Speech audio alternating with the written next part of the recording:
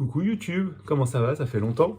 Petite vidéo pour vous annoncer la sortie de mon premier roman, Itinéraire d'un con, qui est disponible partout, sur Amazon, la Fnac, Cultura ou chez votre libraire, bien évidemment. Il est aussi disponible en e-book, Kindle et compagnie. J'ai mis tous les liens dans la description.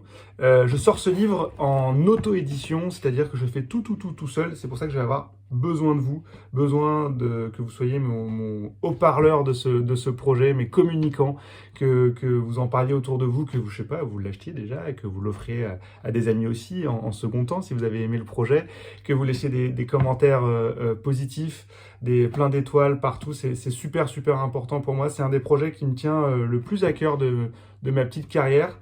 Ça fait bizarre d'avoir écrit un roman, mais voilà, je l'ai fait, donc maintenant il faut le sortir. Et donc je le fais, comme je dis, en auto-édition, tout seul. Mais t'es gentil, Bat, de nous parler de ton roman, mais ça parle de quoi?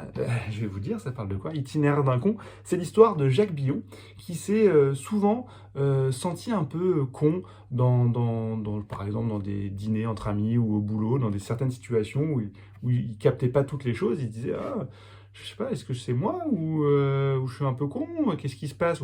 Ce genre de sentiment, je pense on s'est tous un peu retrouvés dans ce genre de situation. Sauf que lui, ça arrive assez souvent. Et du coup, il décide de passer un test de QI. Et le verdict tombe, il est 2 points en dessous de la moyenne, c'est-à-dire qu'il est débile léger.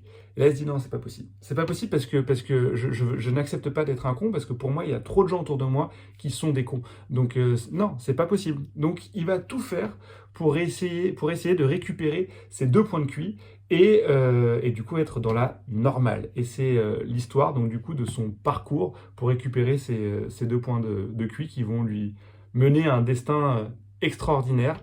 Bref, je vous spoil pas, mais un petit peu, parce que cette petite vidéo, je ne vais pas juste vous faire une vidéo pour vous faire l'annonce de mon premier livre, je vous propose en exclusivité de vous lire le chapitre 1 de Itinéraire d'un con, mais pas n'importe comment, en slip.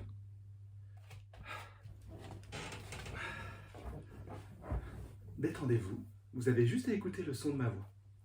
Enfin, écoutez ma voix du coup, parce que le son de ma voix, c'est un peu...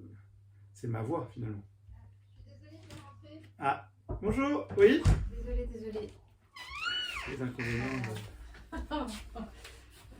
c'est ma femme. Je cherche mes lunettes. Ok, Tu as vu mes lunettes? Non, j'ai pas eu tes lunettes, mais en fait, je suis le... Désolée, ouais. Ok.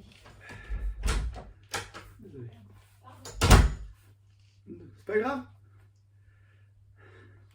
Allez, on commence. 2 fois dans ma vie, je me suis posé la question. Suis-je con? Suis-je cette personne dont les gens parlent quand ils s'épanchent sur les cons? Suis-je cette personne qu'on excuse presque pour ses choix de vie, ses choix politiques, ses décisions impulsives, en me mettant dans la case des cons? Suis-je cette personne, lorsqu'elle est absente d'un dîner entre amis, à propos de qui l'on dit « Jacques? Non, mais Jacques, entre nous, c'est pas le plus malin, il est un peu con, faut pas attendre grand-chose de lui. » Et un autre ajouterait « Oh, t'es dur, c'est vrai qu'il est pas... Mais moi, j'aime bien, comme on aimerait bien son chien. » À moins d'être un chien de race, super bien dressé, la vérité c'est qu'on n'attend pas de son chien des miracles, mais on l'aime bien. Quand il se roule dans une charogne, lors d'une balade et revient vers vous pour jouer en nous sautant dessus, tout content, on se dit putain mais qu'il est con ce chien. Puis le soir venu, quand il est tout propre et qu'il a le ventre plein, on se dit que malgré tout, on l'aime bien. Alors pourquoi s'est-il roulé dans cette charogne? Les spécialistes diront que c'est une pulsion animale ancrée dans ses gènes, mais la vérité c'est que ça fait des générations et des générations que les chiens de compagnie ne doivent plus cacher leur odeur pour chasser en se roulant dans la merde. Donc non, c'est juste un acte con de la part du chien. Mais on n'attend pas davantage de lui. Alors, quand, ayant bu quelques verres avec des amis, je décide de tremper mes testicules dans de la vodka avant d'y mettre le feu pour faire rire les copains, c'est un peu comme le chien, je pense que ça a fait des générations et des générations qu'on ne trempe plus ses couilles dans de la vodka en y mettant le feu pour faire rire les copains. Et en fin de compte, on dit de quoi? On dit de moi que je suis con. Sympa, mais con. Mais ce qui me chagrine, c'est qu'au plus profond de moi, j'ai l'impression de ne pas l'être. J'ai même l'impression d'être entouré de cons. Et ça m'arrive même, lors de dîners entre amis, d'être celui qui parle d'un absent en soumettant l'idée qu'il est gentil, mais un peu con. Et l'autre, d'acquiescer. Alors oui, on est tous les cons de quelqu'un. Même Einstein devait être le con d'un autre. Sûrement de celui qui a vu en sa découverte, la bombe atomique, le pouvoir qu'il pouvait en tirer.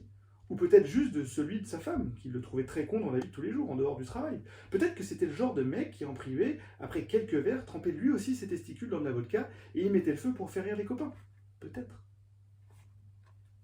Comme je disais, 2 fois dans ma vie, je me suis posé la question, suis-je con? La première fois, c'était en 1995. J'avais 9 ans et j'étais chez mon pote d'enfance, Rémi Durand. Il était d'une famille très catho, très à cheval sur la réussite. D'ailleurs, il a fini chirurgien, sa sœur HEC et son autre sœur mariée à un homme à particules.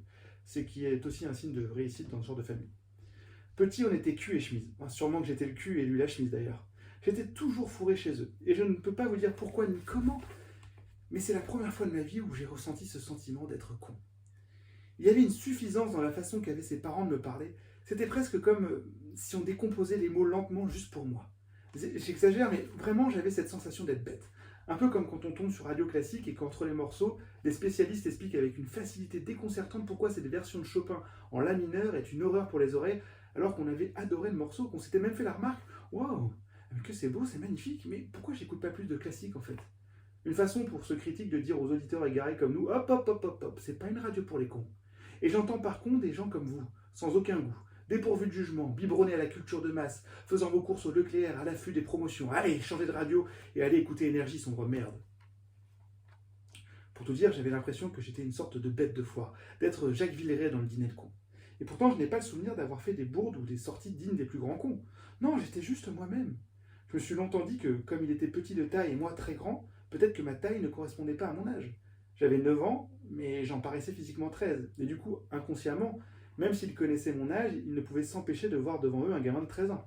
Et forcément, un gamin de 13 ans qui ne comprend pas grand-chose, écorche certains mots ou s'amuse à faire des potions magiques avec son meilleur ami, en urinant dans une bouteille et en y ajoutant des escargots, des limaces et tout ce qu'il y a de plus dégueu, persuadé que cette potion les rendrait invisibles, oui, on peut se poser des questions sur l'intelligence de cet enfant.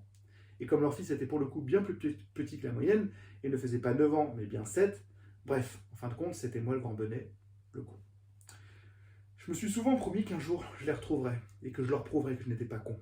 Comment? Je ne sais pas. Peut-être en récitant mes tables de multiplication par cœur, ou en leur montrant que je sais dire bonjour en 6 langues, ou encore en leur faisant la critique d'un livre un peu compliqué, genre du Nietzsche. Et quelle serait leur réaction en voyant débarquer un inconnu sonnant à leur porte, habité d'une rage refoulée depuis 25 ans, leur criant « Je ne suis pas con!